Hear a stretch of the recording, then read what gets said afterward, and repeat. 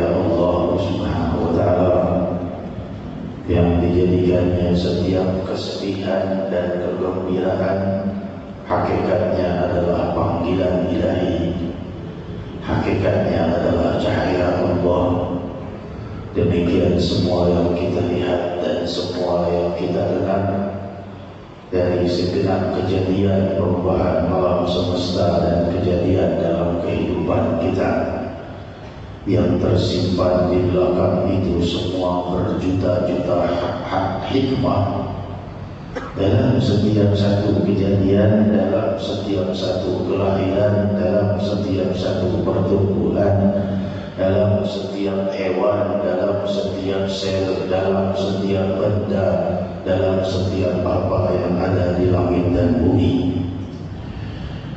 menyimpan berjuta-juta hikmah ilahi.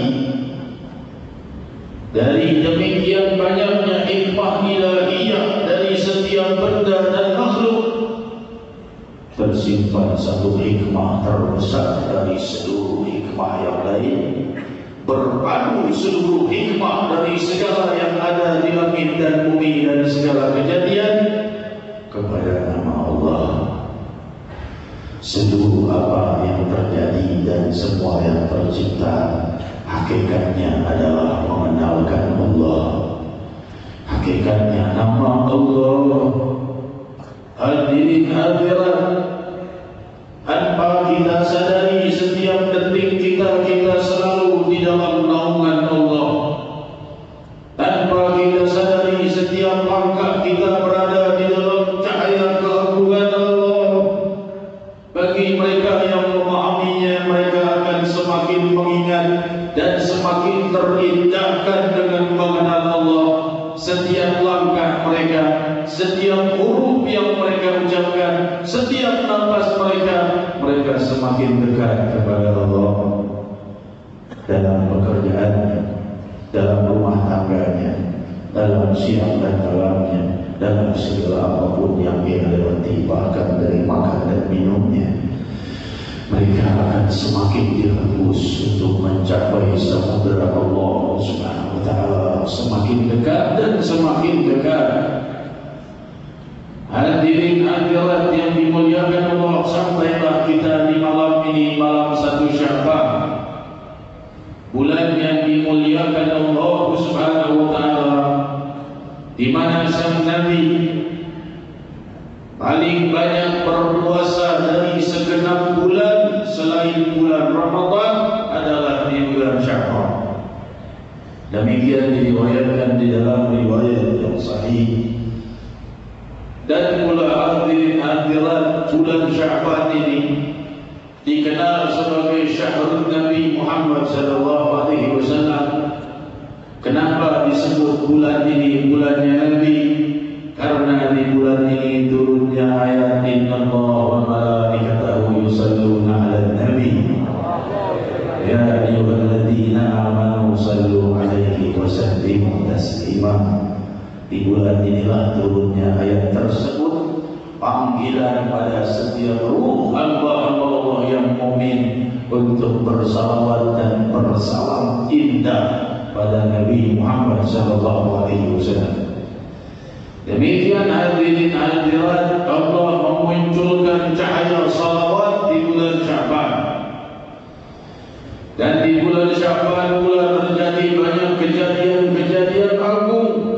Di antaranya adalah tahwilul qiblah min Masjidil Aqsa ila Masjidil Haram. Berpindahnya kiblat dari Masjidil Aqsa ke Masjidil Haram. Saat Nabi sallallahu alaihi wasallam sedang salat masih menghadap kiblat Masjidil Aqsa, diriwayatkan dalam Sahih Bukhari 17 bulan mereka melakukan salat dengan kiblat ke Masjidil Aqsa. Bulan ke-17 setelah diwajibkannya salat itu tepat di bulan Sya'ban al-Mukarram, dan di saat itu sebagian riwayat mengatakan pada tanggal 15 Sya'ban Allah Subhanahu wa taala menurunkan ayat di saat Nabi sedang melakukan salat di masjid. Masjid itu dinamai Masjid Qiblatain, masjid dua kiblat, karena di masjid itu kiblat diubah ke Ka'bah al-Musharrafah. Di saat itu Allah kembali menunjukkan cintanya pada Nabi Muhammad sallallahu alaihi wasallam. Seraya berfirman, "Qad nara taqalluba wajhika fis sama', falanwalliyannaka qiblatan tardaha, fawalli wajhaka qibala al-Masjidil Haram." Kama qala. Kami telah melihat, Allah telah melihat bagaimana engkau telah berusaha membalikkan wajahmu menuju Masjidil Haram. Taqalluba wajhika fis sama', di langit kami melihat engkau sudah menoleh ke Ka'bah. Maksudnya ingin pindah ke Masjidil Haram kiblatnya, ingin. belum meminta dan belum berdoa. Allah yang Maha melihat sanubari segenap sanubari dan Maha melihat sanubari Sayyidina Muhammad sallallahu alaihi wasallam menurunkan ayat di saat beliau salat. Kami melihat bagaimana kau mulai memalingkan wajahmu ke Ka'bah. Falanuwalliyannaka qiblatan tardhaha. Kami akan menghadapkan wajahmu ke kiblat yang kau ridhai.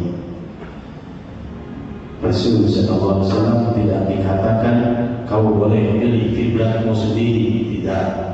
Kami akan memalingkan wajahmu ke kiblat yang kau ridhai, wahai Muhammad. Tidak Allah lepaskan silahkan pilih kiblatmu sendiri, tidak, tapi kami akan ridha dengan kiblat yang kau pilih. Falanuwalliyannaka qiblatan tardhaha. Karena kiblat hadirin hadirat bukan hakikat daripada kiblat. Hakikat daripada kiblat adalah Allah. Tapi umat ini kemana harus mengarahkan wajah dan tubuhnya di saat sholat? Hadapkanlah ke satu tempat yang dipilih oleh Nabi-Nya Muhammad Rasulullah SAW. Kemana? Masjidil Haram. Rasul menghadap ke Masjidil Aqsa, Masjidil Aqsa kiblat. Rasul memilih ke Masjidil Haram, Allah ikuti dan Allah menginginkan kiblat ke Masjidil Haram dipilihkan kepada sang Nabi untuk memilih kiblat umatnya sendiri. Karena Masjidil Haram bukan hakikat kiblat, karena hakikat kiblat adalah Allah di dalam jiwa kita. Tapi agar umat ini menghadap satu arah dimanapun, di barat atau di timur untuk melakukan salat, hadapkan pada kiblat yang dipilih Sayyidina Muhammad. Falanuwalliyannaka qiblatan tardhaha. Kejadian itu pun di bulan Sya'ban Muharram. Ketika Sayyidina Atha bin Yasar radhiyallahu anhu bertanya kepada Abdullah bin Amr bin As radhiyallahu anhu, ia bertanya, wahai Abdullah bin Amr, apa iya ada sifat-sifat Nabi itu di Taurat? Kalau di Al-Quran tentunya aku tahu, kalau di Taurat memangnya ada? Maka berkata Abdullah bin Amr bin As, ajal, tentunya ada. Di antaranya adalah juga tersebut di dalam Taurat dari firman Allah, inna ayyuhan nabiyyu inna arsalnaka syahidan wa mubasysyiran wa nadhira. Kalimat itu sudah ada di Taurat. Dan seterusnya, wa hirzan lil ummiyin, sebagaimana dituliskan di dalam hadis yang kita baca tadi. Ya ayyuhan nabi, ini di dalam Taurat. Tapi di dalam Al-Quran hanya sampai ya ayyuhan nabiyyu inna arsalnaka syahidan wa mubasysyiran wa nadhira. Sampai di sini selesai. Tapi di dalam Taurat diteruskan selanjutnya. Ya ayyuhan nabi inna arsalnaka syahidan wa mubasysyiran wa nadhira. Wahai Nabi, kami mengutusmu sebagai saksi. Saksi bagi seluruh umatnya dan saksi bagi para nabi-nabi yang terdahulu. Syahidan wa mubasysyiran, pembawa kabar gembira, membawa kabar keridhaan Allah, membawa kabar kelembutan Allah, membawa kabar kasih sayang dan pengampunan Allah. Bila mereka ingkar, baru Allah sebut wa nadhira, dan membawa peringatan. Datanglah kabar mengenai api neraka dan kemurkaan Allah. Allah tidak menyebutkan nadhiran wa mubasysyiran, tapi mubasysyiran wa nadhira, membawa kabar gembira, baru membawa peringatan untuk mengingatkan hamba-hamba Allah yang masih belum mau atau masih menolak keridhaan dan kelembutan ilahi. Pada hakikatnya manusia ini diingatkan oleh Allah kepada kasih sayang dan kelembutan, diajak mencapai keridhaan dan diajak untuk untuk mencapai keindahan, keindahan yang kekal yang akan ditemui hamba-hamba Allah yang terpilih. Tapi ketika mereka mengingkarinya, baru Allah datangkan kabar-kabar yang menakutkan dan merisaukan agar mereka kembali kepada Allah. Wa izzal lil ummiyin, dan yang menjaga bagi mereka yang tidak mengetahui, menjaga bagi mereka yang tidak memahami, memberikan kepada mereka pengetahuan. Anta abdi wa rasuli, engkau adalah hamba-Ku wahai Muhammad dan Rasulku.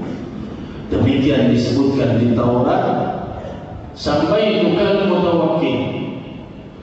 Dan Kuberi nama engkau seorang yang bertawakal, maksudnya pemimpin dari orang-orang yang bertawakal. Dan semua sifat tawakal pada umat ini tentunya membutuhkan panutan kepada Nabi Muhammad SAW. Karena tawakal di dalam bahasa Arab adalah berpasrah diri. Dan pasrah diri itu bukan berarti berdiam saja tidak berusaha, tapi berusaha dengan segenap kemampuan, tapi tidak mengandalkan kekuatannya. Berusaha dengan segenap kemampuan, tetapi tidak menjadikan kekuatannya sebagai penentu. Setelah ia berusaha, ia pasrahkan kepada Allah yang Maha Menentukan. Kalau berhasil bukan dari kekuatanku, kalau tidak berhasil maka hikmah dari Allah.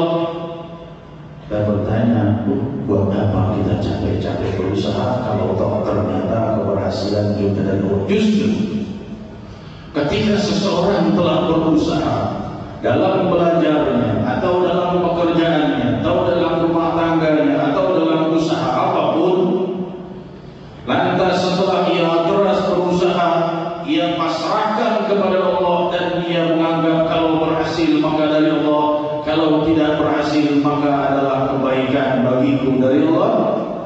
Orang yang berkeyakinan seperti itu akan dilimpahi keberhasilan lebih dari kekuatannya sendiri, karena ia berpegang dengan kekuatan Allah. Usahanya yang ia perbuat akan ditambah oleh Allah dari kekuatan ilahi, karena dia tidak berpegang pada kekuatannya sendiri. Ketika ia mengandalkan kekuatannya sendiri setelah berusaha, maka ia mendapatkan apa yang ia usahakan, tapi usahanya akan fana. Akan datang suatu masa keruntuhan dan selesai dan sirnalah keberhasilannya atau keberuntungannya. Dan tetapi ketika ia mengandalkan Allah, maka di saat itulah Allah akan menambah keberhasilannya dengan kehebatan dan kedahsyatan lagi. Sampai itu kalau mutawakkil, Kuberi kau nama mutawakkil, yang bertawakal. Karena Rasulullah SAW adalah orang yang sangat gigih, dan setelah itu beliau sangat pasrah kepada Allah Subhanahu Wa Taala. Laisa biqadin wala khamir, tiadalah kau itu mempunyai sifat kejam ataupun keji ataupun seorang yang keras hati. Bila berbicara dengan kelembutannya, bila berbuat selalu dengan kasih sayang, karena samudera beliau adalah, karena jiwa beliau adalah samudera rahmat. Tiga sifat kasih sayang ada pada hamba-hambanya Allah. Allah menamakan jiwa sang Nabi rahmatan lil alamin, rahmat bagi sekalian alam. Oleh sebab itu saya namai samudera rahmatnya Allah adalah jiwa Nabi Muhammad SAW. Bahkan lebih, kalau kita lihat samudera di lautan ini, masih lebih banyak mana samudera atau alam? Tentunya alam semesta. Allah berfirman, kuutus engkau rahmatan lil alamin, rahmah bagi sekalian alam semesta, di mana alam semesta ini mendapatkan bagian cahaya rahmat ilahiyah dengan kebangkitan Nabi Muhammad SAW. Wala sakhatin bil aswaq, bukanlah orang yang berburuk akhlak di pasar-pasar. Maksudnya apa? Kenapa harus di pasar-pasar? Maksudnya di tempat keramaian. Umumnya setiap orang yang mukmin dan kuat iman dan ketakwaannya akan paling rendah keimanannya saat dia di pasar dan di tempat keramaian. Umumnya demikian. Bila ia di masjid atau di majlis, imannya mungkin jauh lebih tinggi. Bila ia di rumah, tapi bila ia di pasar, imannya goyang dan berguncang. Melihat barang ini aku belum punya, rezeki Allah kok masih sempit untukku, bulan lebih maju dari aku, bulan lebih kaya dari aku, kenapa aku berdoa belum dikabul, si bulan sudah diberi kekayaan, dan demikian. Atau seandainya dia berusaha berjalan tanpa menginginkan apa-apa, lewat di pasar, dia lihat bulan ini mungkin mau mencuri, penjual masih barangkali tidak benar, dan bulan ini menjual barangkali menipu, dan demikian jebakan-jebakan syaitan di pasar-pasar. Dan Rasul sallallahu alaihi wasallam wala sakha fil aswaq. Beliau bebas dari semua sifat buruk di pasar-pasar, ucapannya dan jiwanya. Jika seseorang dalam kesabarannya lewat di pasar, ada orang yang menubruknya ataukah orang yang mencelanya, maka akan muncul ucapan buruk dari lidahnya atau dari jiwanya.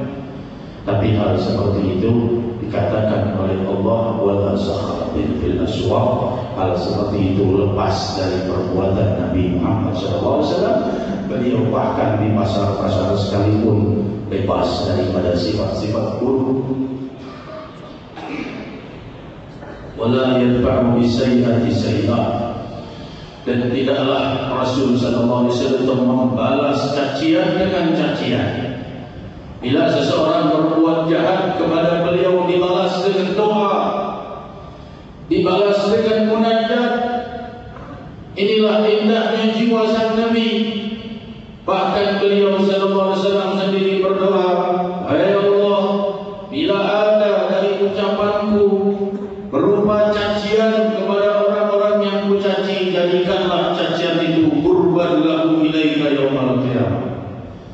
Jadikan cacian itu membuat dia mendekat kepadamu di hari kiamat, semakin dekat. Kalau seandainya aku pernah mencaci seseorang, jadikanlah cacianku itu membuat kedekatan baginya ke hadapanmu di hari kiamat. Demikian indahnya akhlak sang Nabi pada orang yang mungkin pernah dicacinya.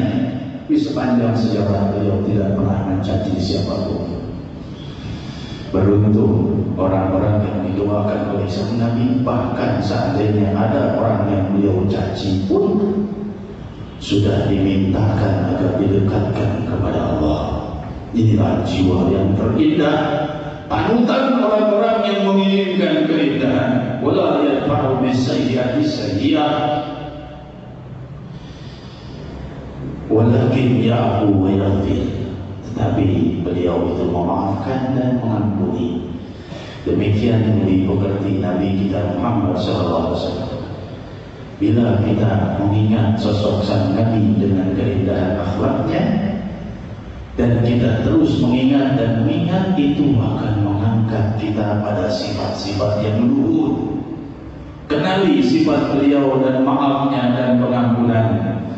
Warisi kemuliaan budi pekerti beliau.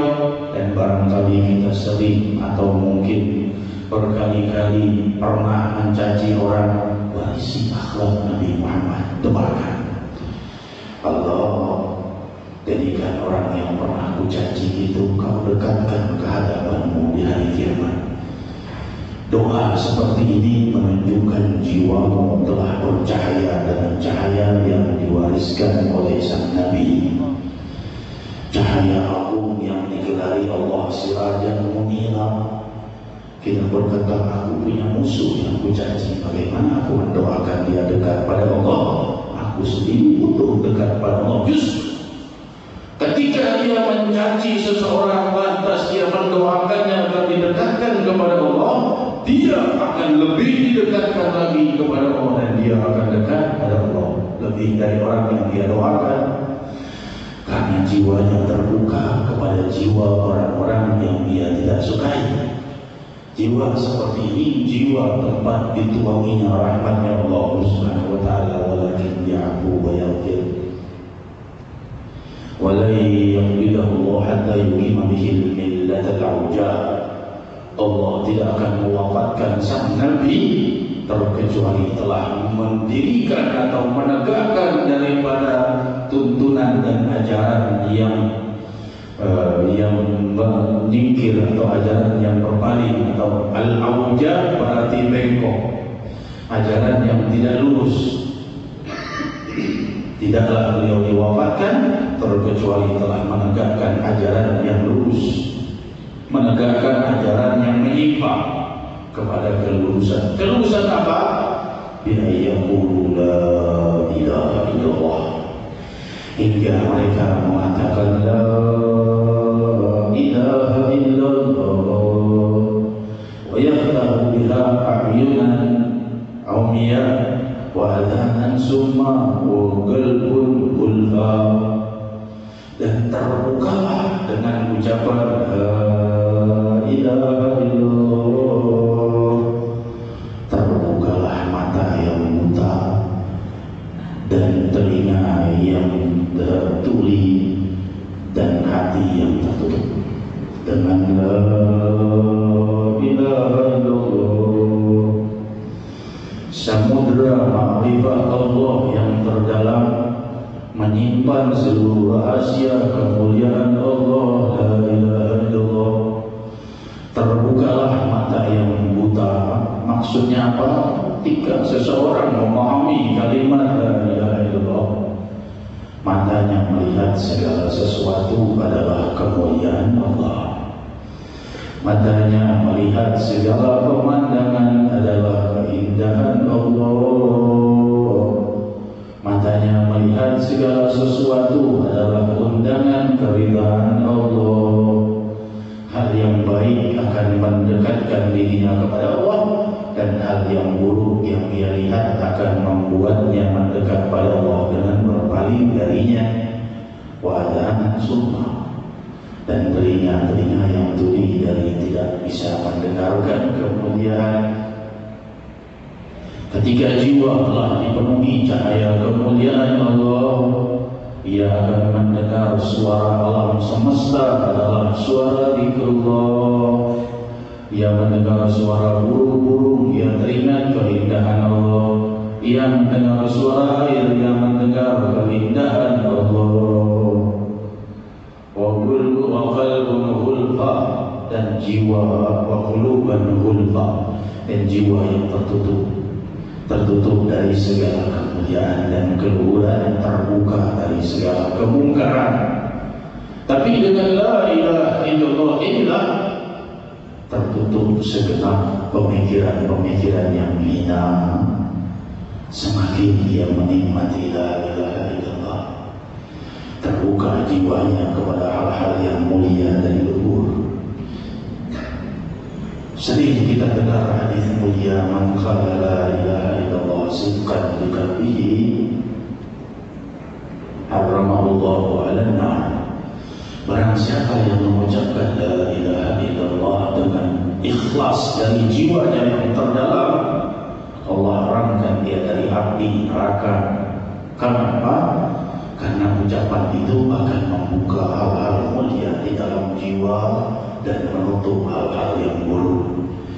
Kita ucapkan la ilaha illallah misalnya dalam ramai-ramai atau dalam sendiri, tapi dari jiwa yang terdalam akan kau lihat sifat-sifat yang beberapa detik yang lalu masih ada dalam jiwamu dari sifat yang buruk akan sirna.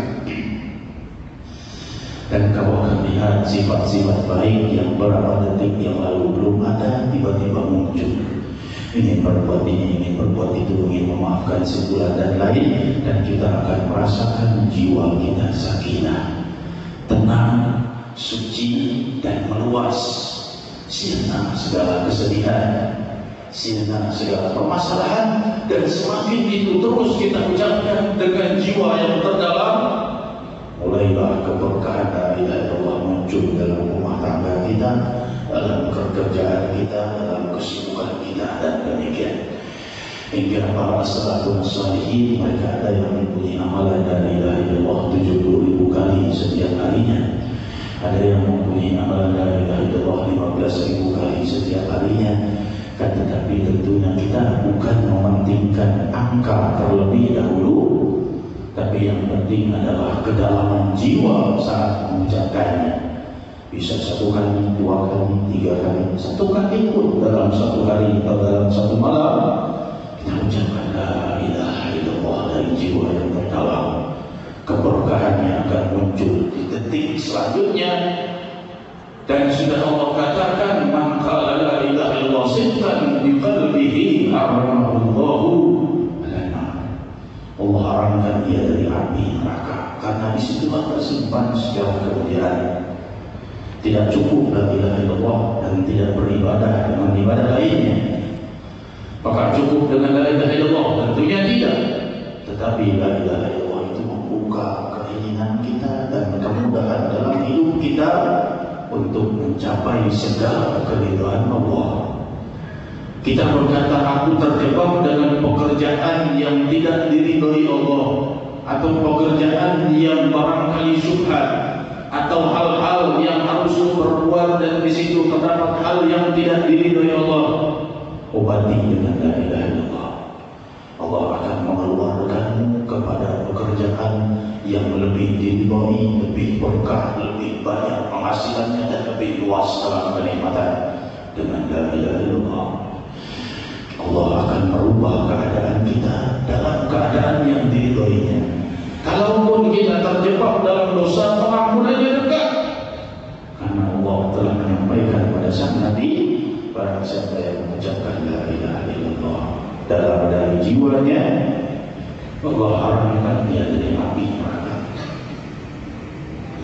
Hadirin hadirat yang dimuliakan Allah, Rasul sallallahu alaihi wasallam bersabda, diriwayatkan di dalam Sahih Al-Bukhari, para malaikat terus mendoakan orang-orang yang berada di dalam tempat salatnya selama ia belum batal wudunya.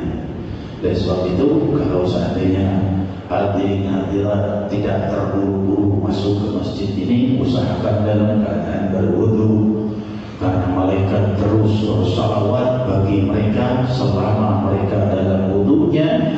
Bahkan diucapkan oleh malaikat, Allahumma arhamhu, Allahumma ighfir lahu. Demikian sambutan dari Allah kepada para tamu-tamunya yang masuk ke dalam masjid dalam keadaan wudu. Didoakan oleh para malaikat. Wudu itu apa? Wudu itu hanya memusatkan air di beberapa tempat anggota wudu, tapi ketika diikuti dengan niat, jadilah hal itu sunnah sang Nabi. Setelah menjadi sunnah sang Nabi, terbuka pintu rahmatnya Allah dan keberkahan bagi yang mengamalkannya. Hadirin hadirat yang dimuliakan Allah, ketika Allah membangkitkan sang Nabi, maka jadilah beliau ini membangkitkan jiwa-jiwa mulia di generasi beliau dan generasi selanjutnya. Jiwa-jiwa yang mewarisi kemuliaan Al-Quranul Karim, jiwa-jiwa yang mewarisi keridhaan Allah, jiwa-jiwa yang mewarisi indahnya sujud, jiwa-jiwa yang mewarisi kemuliaan la ilaha illallah. Diriwayatkan di dalam Sahih Al-Bukhari bahwa Sayyidina Abu Bakar As-Siddiq radhiyallahu anhu la yamliku nafsahu, la yamlik dam'ahu inda qira'atil Qur'an. Abu Bakar As-Siddiq radhiyallahu anhu itu tidak bisa menahan air mata kalau membaca Al-Quran. Bacaan Al-Quran memunculkan air matanya, tentunya yang keluar dari jiwa yang khusyuk. Inilah salah satu dari demikian banyak pewaris kemuliaan la ilaha illallah. Oleh sebab itu hadirin hadirat, ketika jiwa telah mulia dengan la ilaha illallah dan dengan kemuliaan Allah, jadilah hari-harinya indah. Dia membaca Al-Quran, dia dalam keindahan. Bahkan diriwayatkan bahwa Khulafaur Rasyidin Abu Bakar, Umar, Utsman, wa Ali radhiyallahu anhum Di mata mereka itu terlihat satu garis di pipi mereka, dua garis yang menghitam dari bekas mengalirnya air mata yang terus menerus hingga membekas-bekas yang hitam di kedua pipinya. Demikian keadaan khulafaur rasyidin radhiyallahu anhum wa Allahum ajma'in. Dan hadirin hadirat yang dimuliakan Allah, Rasul sallallahu alaihi wasallam adalah sosok yang paling dicintai oleh para sahabat dan para mukminin. Diriwayatkan di dalam Sahih Bukhari, seorang wanita datang kepada Nabi sallallahu alaihi wasallam, "Ya Rasulullah, inni wahabtu nafsi ilaik." Aku hadiahkan diriku untukmu ya Rasulullah. Sebagaimana Ummu Salamah radhiyallahu anha wa ardhaha menghadiah Ummu Sulaim radhiyallahu anha menghadiahkan putranya yaitu Anas bin Malik kepada sang Nabi, ini wanita ini menghadiahkan dirinya kepada Rasulullah. Inni wahabat nafsi ilaik.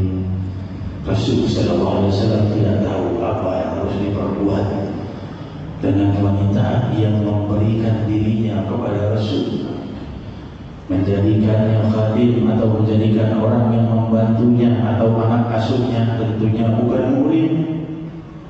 Apa yang harus dia perbuat?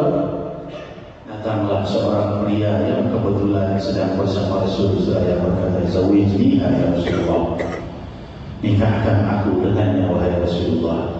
Maka Rasul berkata, "Kunikahkan kau dengan wanita ini dengan sesuatu dari Al-Quran Al-Karim." Demikian hadirin hadirat para sahabat radhiyallahu anhum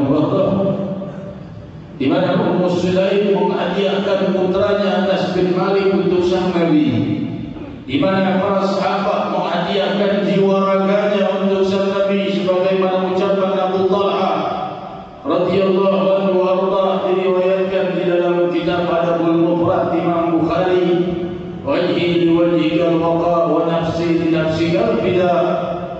Wajahku ini siap membentengi semua apa yang akan mengganggu wajahmu, dan jiwaku ini tumbal bagi keselamatan ya Rasulullah. Demikian keadaan para sahabat radhiyallahu anhum warahum. Demikian cinta mereka kepada Rasulullah sallallahu alaihi wasallam. Hadirin hadirat yang dimuliakan Allah, puncak-puncak ketika munculnya kecintaan sang Nabi adalah dengan menyampaikan pujian kepada sang Nabi, juga dengan salawat dan salam atas sang Nabi sallallahu alaihi wasallam mubarak alaihi wa alihi. Oleh sebab itulah Allah Subhanahu wa taala memuliakan alam semesta dengan rahmatnya dengan kebangkitan Muhammad Rasulullah sallallahu alaihi wasallam mubarak alaihi wa alihi.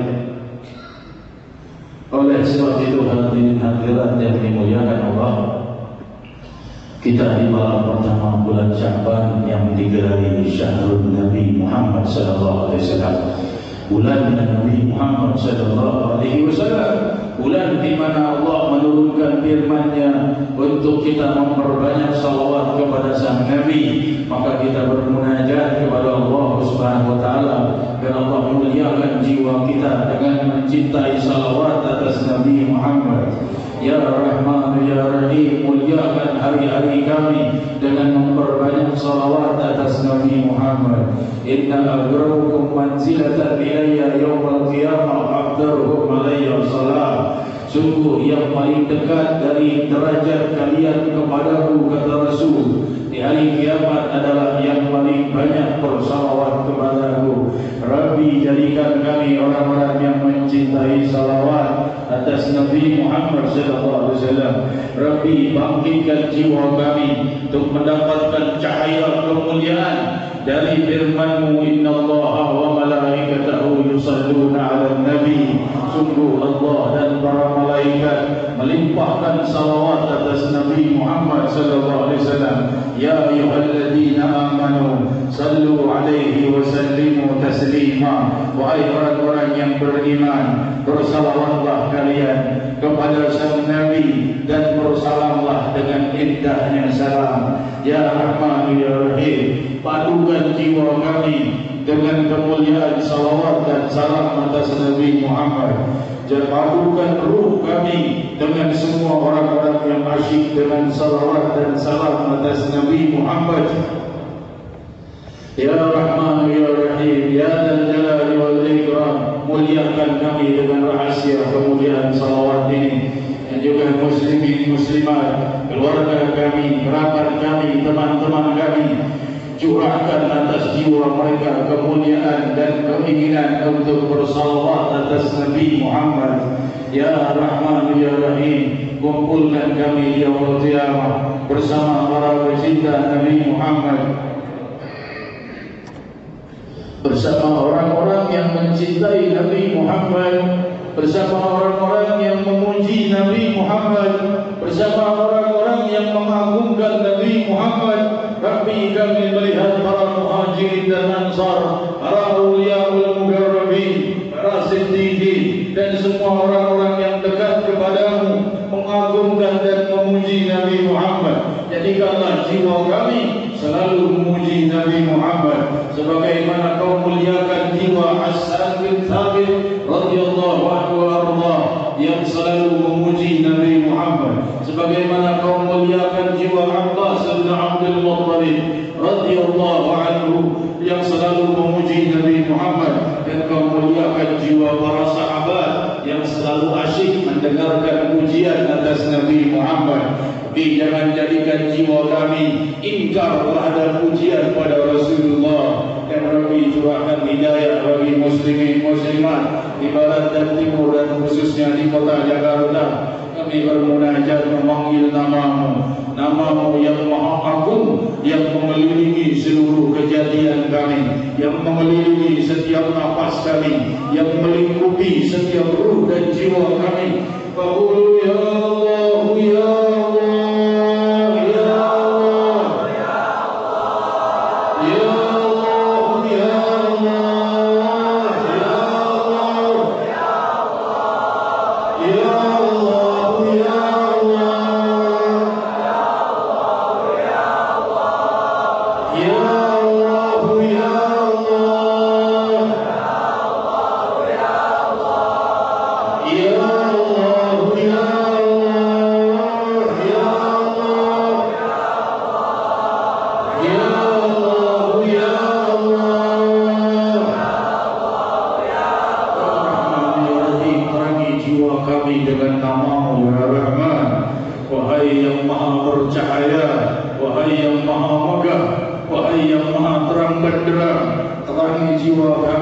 Dan seluruh doa dan munajat kami dan segala harapan kami dengan cahaya pengabulan yang kau tumpahkan dari namamu yang maha abadi.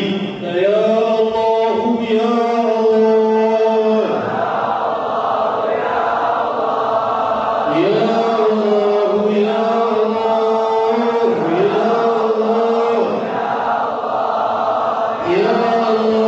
ya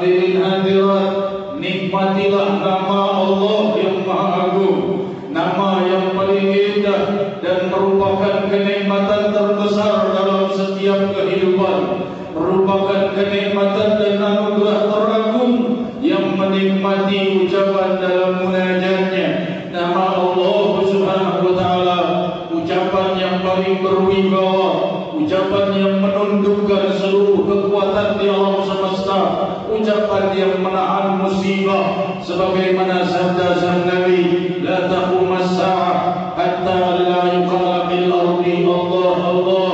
Diriwayatkan di dalam Sahih Muslim, tiadalah akan datang hari kiamat selama masih ada musyrik yang memanggil nama Allah Allah. Kewibawaan namanya yang maha agung jika diucapkan oleh lidah seorang muslim menahan datang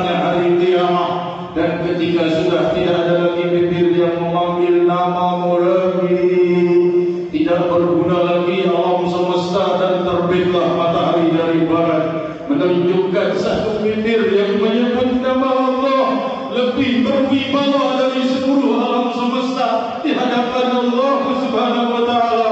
Bila tidak ada lagi yang menyebut nama-Mu lagi, Kau hancur leburkan seluruh alam semesta. Betapa agungnya nama-Mu, ya Allah, ya Allah.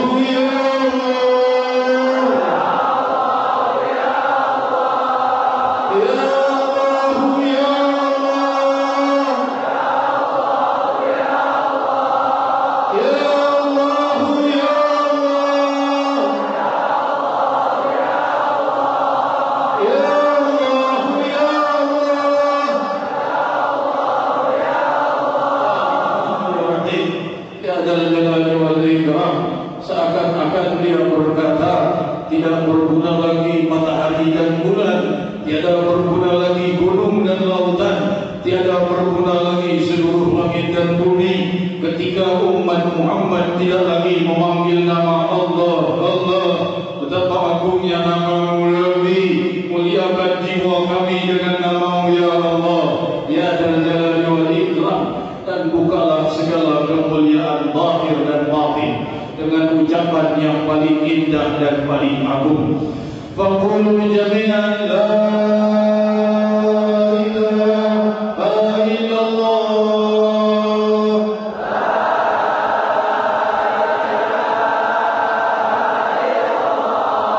Rabbi, bukalah segala kemuliaan jiwa, bukalah segenap pintu khusyuk, bukalah segenap pintu ibadah dan munajat, bukalah segenap pintu rizki zahiran wa batina, bukalah segala gerbang kemudahan dalam kehidupan kami, dalam aktivitas kami, demi agungnya kalimat la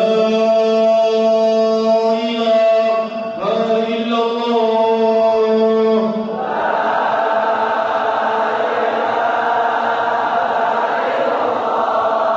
Kalimat yang dibawa sebagai wasiat para nabi dan rasul, kalimat yang membuka pandangan yang buta dari kemuliaan, kalimat yang membuka telinga yang tuli dari kemuliaan, kalimat yang membuka setiap jiwa dari kegelapan, kalimat yang membuka setiap kesedihan menuju kemudahan, kalimat yang mengakhiri gerbang keridhaan-Mu di dalam sakaratul maut. Faqulu jami'an la ilaha illallah.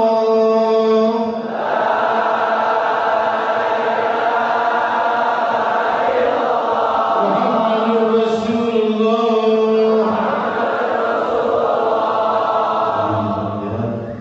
Saya baru tiba hari Ahad yang lalu dari Tarim Hadramaut, Yaman, setelah berjumpa dengan guru mulia kita Al-Hafidh Al-Musnid Al-Habib Umar bin Muhammad bin Sa'id Al-Hafidh. Dan ketika saya pamit, beliau berkirim salam kepada jamaah ini.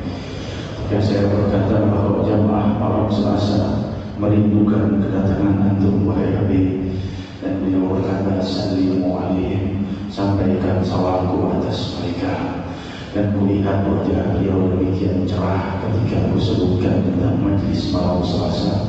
Saya berkata, sallimu alaihim, dan sampaikan kepada mereka agar mereka mengajak teman-temannya yang lain untuk hadir.